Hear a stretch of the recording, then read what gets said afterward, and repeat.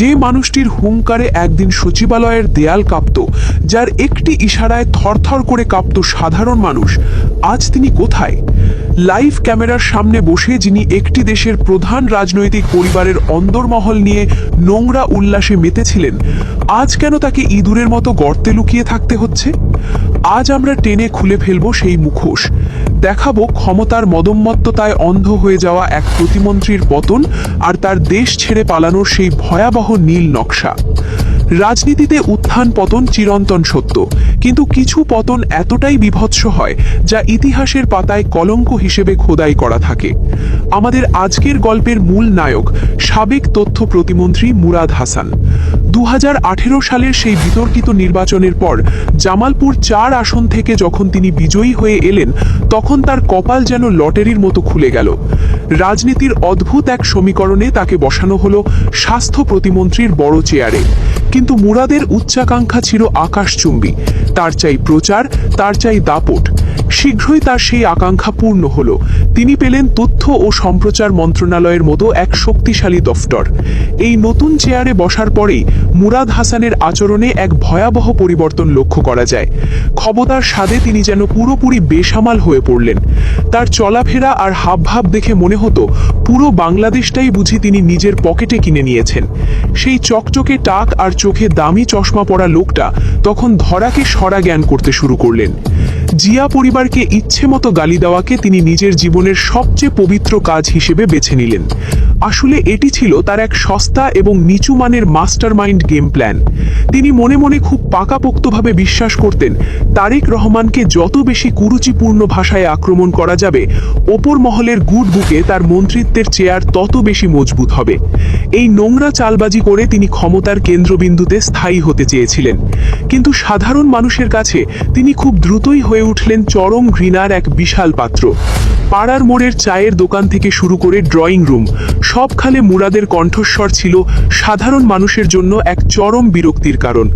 মানুষ টেলিভিশনের পর্দায় তাকে দেখলেই ঘৃণা ভরে চ্যানেল বদলে দিত, কিন্তু দেমাগে তখন মুরাদের মাটিতে পা পড়ত না।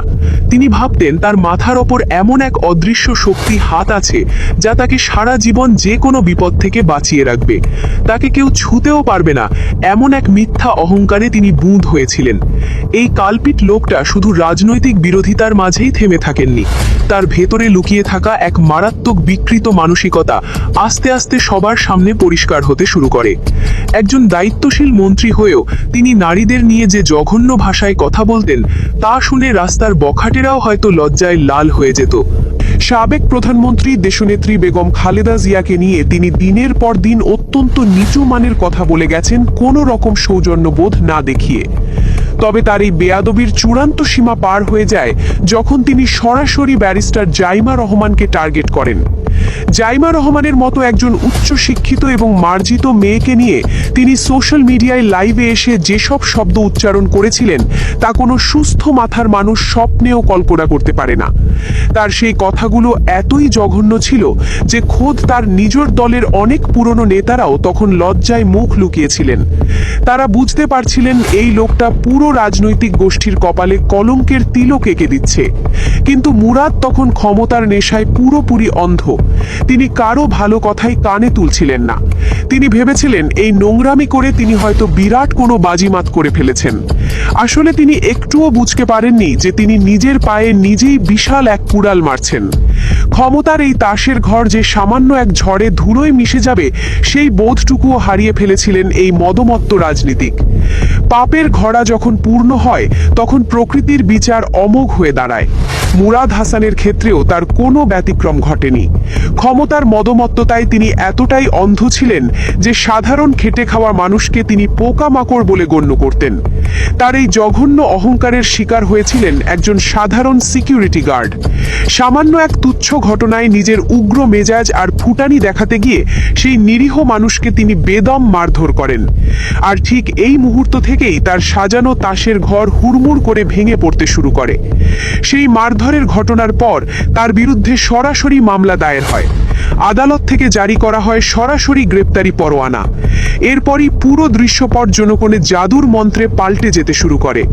বিশেষ করে 2024 সালের 5ই আগস্টের সেই ঐতিহাসিক গণ অভ্যুত্থানের পর যখন দেশের রাজনৈতিক মানচিত্র চোখের পলকে বদলে যায়, তখন বাঘের মতো গর্জন করা এই লোকটা নিমিষেই এক ভেজা বেড়ালে পরিণত হয়।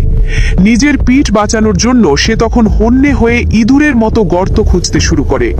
মুরাদের প্রতিটি কদর্য কাজের বিচার কি হবে বাংলার মাটিতে? বেঈমান আর বিশ্বাসঘাতকদের মুখোশ আমরা টেনে খুলবই। চাঞ্চল্যকর এ প্রতিবেদনের পরবর্তী অংশ দেখার আগে সত্যের সন্ধানে আমাদের channel news BD live subscribe করুন এবং বেল আইকনটি চেপে আমাদের সাথেই থাকুন। অত্যন্ত বিশ্বস্ত এবং পাকা খবর অনুযায়ী 5ই আগস্টের সেই ঝোড়ো পরিস্থিতির পর মুরাদ হাসান বেশ কিছুদিন রাজধানীর ধানমন্ডির একটি অত্যন্ত বিলাসবহুল ফ্ল্যাটে গা ঢাকা দিয়েছিলেন।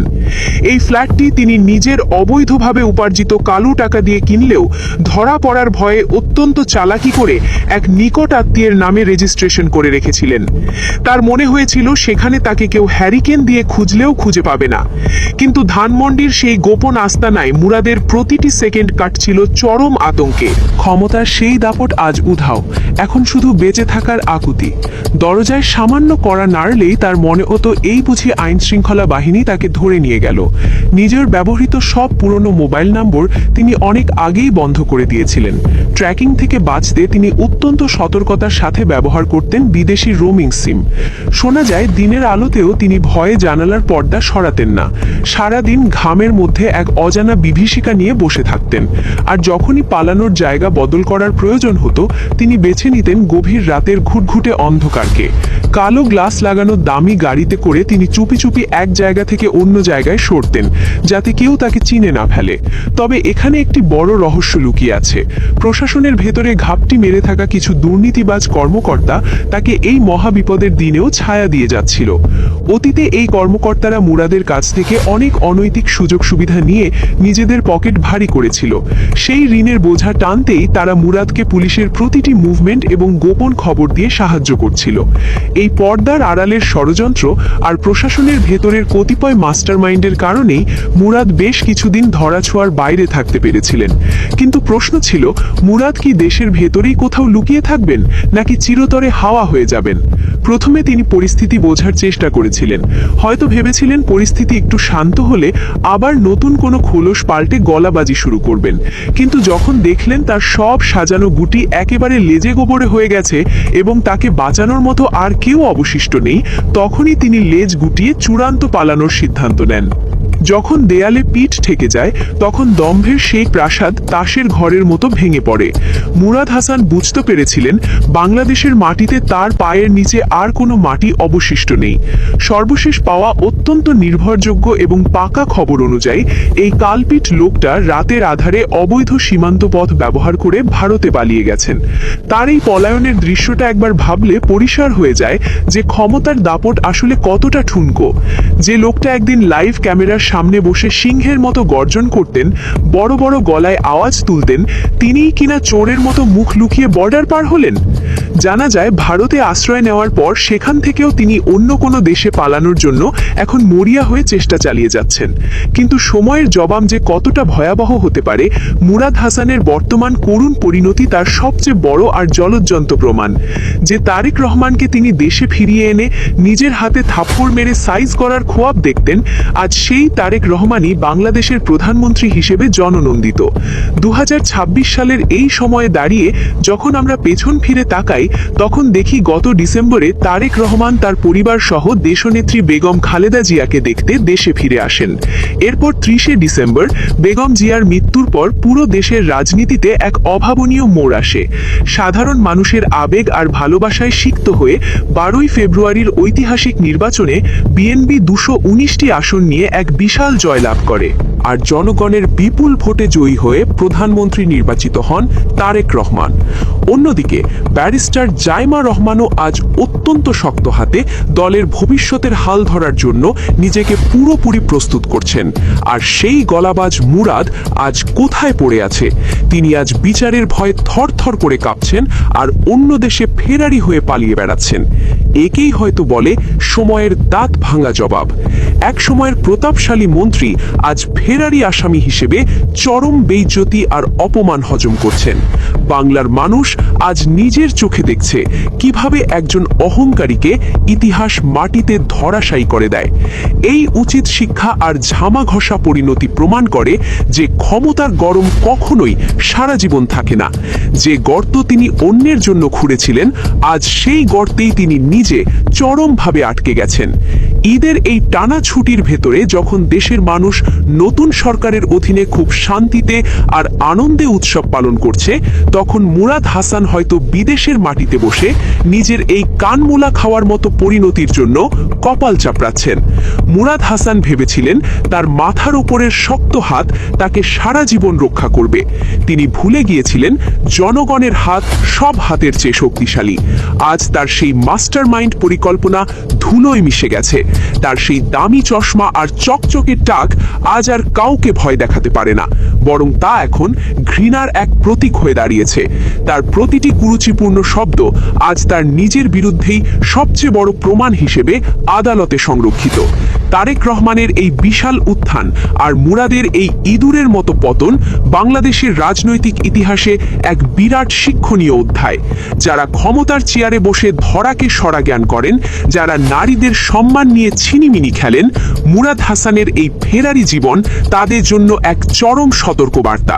ষড়যন্ত্রের জাল যত শক্তই হোক না কেন, সত্যের আলোতে তা ছিন্ন ভিন্ন হতে বাধ্য।